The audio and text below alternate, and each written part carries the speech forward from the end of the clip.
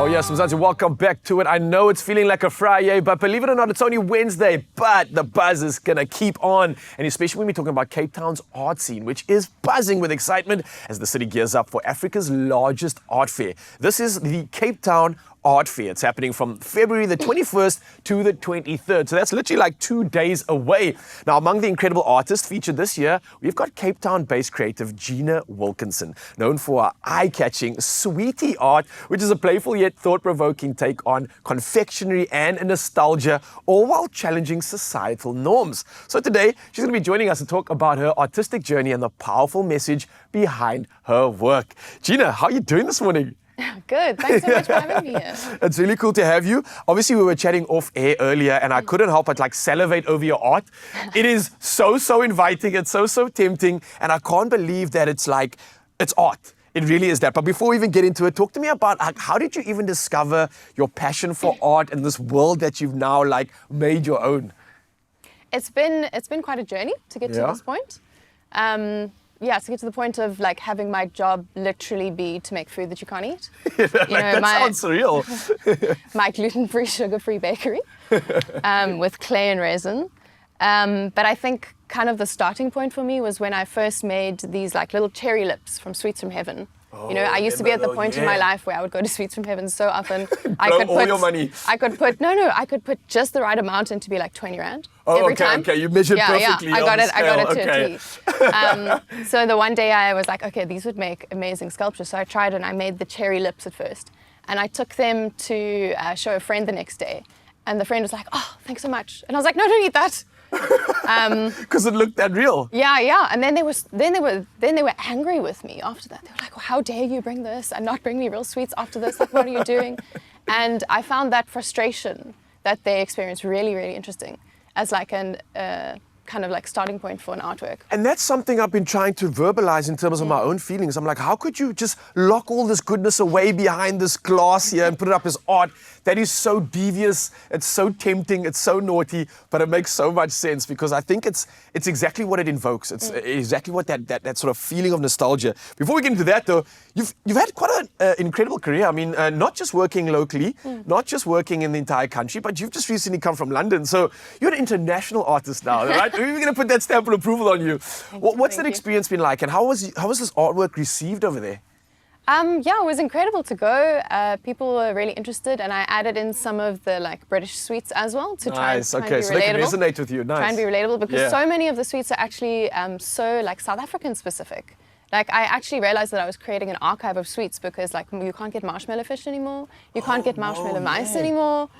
So it's kind of and that's the one thing. So many of our memories are stored in food and in objects.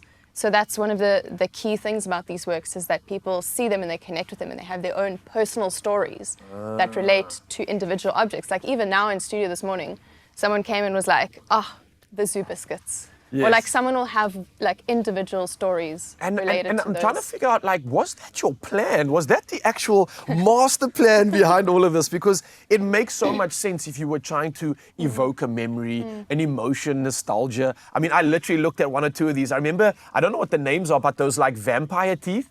I remember getting those at the shop with the loose change from our parents and be I've got 10 cents I can buy. Can I have one of number 1, number 10? Put it in your mouth. Yeah. And it's a memory. That's exactly what it is. Was that the intention here with this artwork? It kind of it wasn't really to start with. Yeah. But when you make something, you kind of let it take you on that journey. And I mean, I think that brings it also back to the theme of the art fair this year, which is play. I love that. Okay, so this is perfect, aligned with the theme. And more importantly, I think it reminds us as adults seeing things like this that don't forget about that child inside you, the one that wants to play, and we should never forget to play on that note. Let's dive into exactly what's going on here because, like I said, it looks incredibly realistic. The colors are so on point. What is it made of? How do you create this? Talk me through this process here. What's going on? So the sweets, I actually collect the sweets. Yeah. And then I make molds of the sweets. Okay. So quite a few of my friends have now started bringing me new sweets when they find something interesting. I think in this new piece, a friend of mine found these little crocodiles. Okay. In a corner shop in Woodstock the other day. I was yes, I'm gonna speed make a mold and then cast them. So the resin is mixed up. It's a clear resin I work with. Amazing. Very dangerous if you're ever thinking of working with it. You've got to wear a full mask and goggles, the whole shebang. Okay. So safety is very important Yes. with these types of mediums of art. Yeah. But the color, working with the color with these has been really tricky because the pigments are super dark. So like one drop of green will turn the whole thing black. You lose that and then you won't see the transparency light and coming that- through. Yeah. So, like we're talking about seeing light come through, and correct me if I'm wrong here, and excuse my naivety, but is this a lollipop with sherbet inside, or is that white stuff just an accident? Did you intentionally put the sherbet in? Yeah, no, this did is that. the fizz pop. Oh my word! Wow! I think everybody remembers something about a fizz pop. Were you the one that would like sit there for a good couple minutes and like lick it until you got to the sherbet, or would you bite through it? No. I was a biter. No. I couldn't wait. I would go straight from the tuck shop, get that sherbet all in me, and all the shards of it. But literally, this is what's happening. I can feel the nostalgia. I can feel the memories coming through. I love what's happening here. Is there anything more that you would want to dive into when it comes to this art world? Because it seems like you can create anything, right? Yeah, I think it's a really cool space to be in, and just kind of like inventing things. That's your job, and then Yes. like, oh, okay, cool, I'll make that today. But it's been. I think that I'm letting the medium lead me a bit because I love the way that the light comes through the sweets, and I think that that's one of the magical parts of it. Wow, So right. doing that, and then also working a lot with ceramics because the biscuits are made out of clay. Yeah. Okay. So this is not resin. No, they're all made out of clay. Oh, okay. Brilliant. So you got to glaze that and do all the things in the oven and stuff. Yeah, 3 layers of paint Proper on stress, every eh? piece of biscuit. Sure. Glaze, yeah. I love everything about this, and I think Mzansi's probably going to come up to you and find you on the socials and be like, listen, Geena, have you ever made this? And what about this sweet? So apologies for the inundation No, of I'll mails, be happy but with just that. plug us in on this event because I think a lot of people want to get into this. Where can we get tickets? When is it happening again? Let the people know. So there is over 100 galleries who are going to be exhibiting. It's local and international galleries. It's opening on Friday. You can buy tickets on web tickets. It's the Investor Cape Town Art Fair.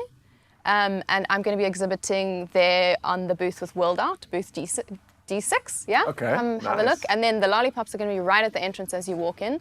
It's a new curated section. It's called Cabinet Trophy, Okay. where it's curators Alexander Richards and Pokeng Setai, and they have selected 10 artists, each from a different gallery, which is actually like a really incredible honor to be selected by them because I'm going to be exhibiting among the likes of like Brett Murray and Norman Catherine and Jeepers Nelly Moholi, creepers. which is like, You've whoa, made you it, know? Mama, Yeah. we made it. Listen, it's incredible to see your passion come through in such a beautiful medium. You're making us hungry. You're giving us so many incredible memories, and you give us every reason to get to that event. So Friday, go get your tickets, Mzansi, go see Geena and the rest of the incredible art that is on display, and it's time to get inspired. Speaking of, let's keep that inspiration going right now.